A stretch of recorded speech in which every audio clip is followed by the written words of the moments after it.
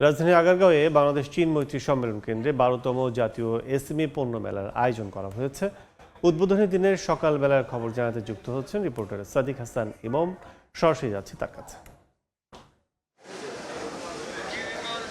শুরু হয়েছে 12তম এসএমই মেলা। আজকে কিন্তু উদ্বোধনী অনুষ্ঠানের প্রস্তুতি চলছে।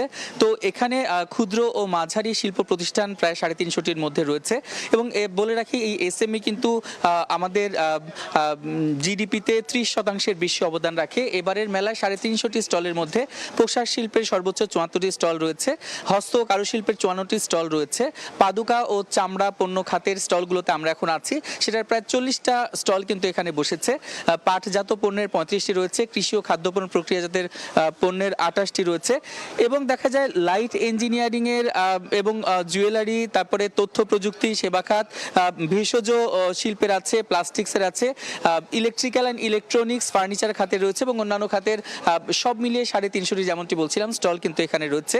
এবং এসএমই ঋণ প্রদানকারী 30টি ব্যাংক এবং এবার কিন্তু সর্বোচ্চ সংখ্যক ব্যাংক এখানে অংশগ্রহণ করেছে, আর্থিক প্রতিষ্ঠান।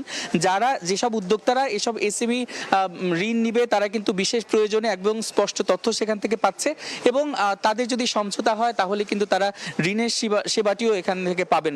তো এসএমই এই মেলার সভাপতিত্ব করছেন এসএমই ফাউন্ডেশনের চেয়ারপারসন মোহাম্মদ মুশফিকুর রহমান এবং এখানে কিন্তু বিশেষ অতিথি হিসেবে উপস্থিত আছেন শিল্প উপদেষ্টা আদিলুর রহমান রয়েছেন এবং বাংলাদেশ বিনিয়োগ উন্নয়ন কর্তৃপক্ষ বিডার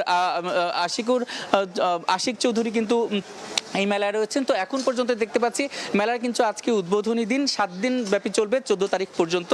এবং দেখা যাচ্ছে এই আজকে উদ্বোধনী দিন, এজন্য কিন্তু তারা প্রস্তুতি এখনো নিতে শুরু করেছেন, প্রত্যেকটি স্টলেই কিন্তু প্রস্তুতি চলছে। তো ঢাকার আগারগাঁও থেকে এই ছিল আমার কাছে সর্বশেষ। এখন সরাসরি ছিলাম আগারগাঁওয়ে এসএমই মেলায়।